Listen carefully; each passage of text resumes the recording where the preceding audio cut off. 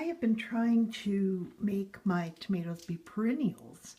Well, they are perennials if they are indeterminate and you live in a warm enough area. I live in New Mexico, and in Santa Fe the altitude is about 7,000 feet. So cold in the winter. Okay, so this is December 27th, and I have this little tomato growing on a Bloody Butcher variety of tomato. Now, I had thought, you can see how there are all those stems coming out? That's really one plant. I mean, you know, one root system for all those branches. I had thought that it would be better to overwinter tomatoes that were smaller.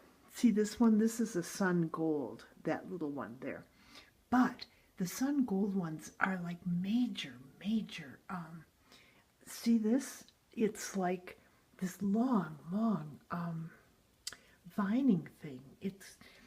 And then they get all sad because they can't reach more light. That is how I imagine it.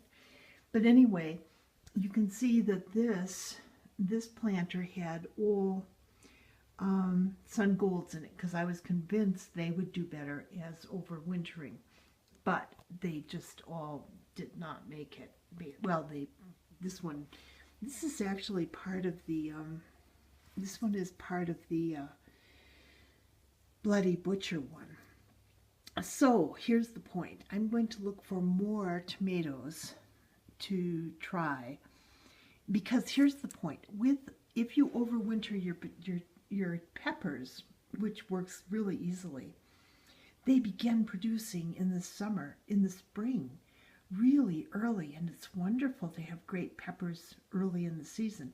It would be equally great to have tomatoes early in the season. So I'm thinking this Bloody Butcher is going to make it, because see down at the bottom, see all these little, this is not one, that's a sweet pea. But anyway, see all these little ones down here? Those are going to be presumably new stems. Okay, so this one is looking quite good. And where is this one coming from? This one is coming from this stem. And see, that one's got a little leaf thing coming out. So it's the most hopeful. I thought I'd let you know. And let's see if this flower comes from the, see that flower? Nice flower. Let's see if that comes, yes it does. It comes from the Bloody Butcher. Does it? Yes, it comes from this stem. Okay, so this stem here goes all the way up and then comes over to this flower. Now, I do have, this light here is a T5, and I don't have it lit as much for a couple of reasons. One is that I have solar and it doesn't give as much light as these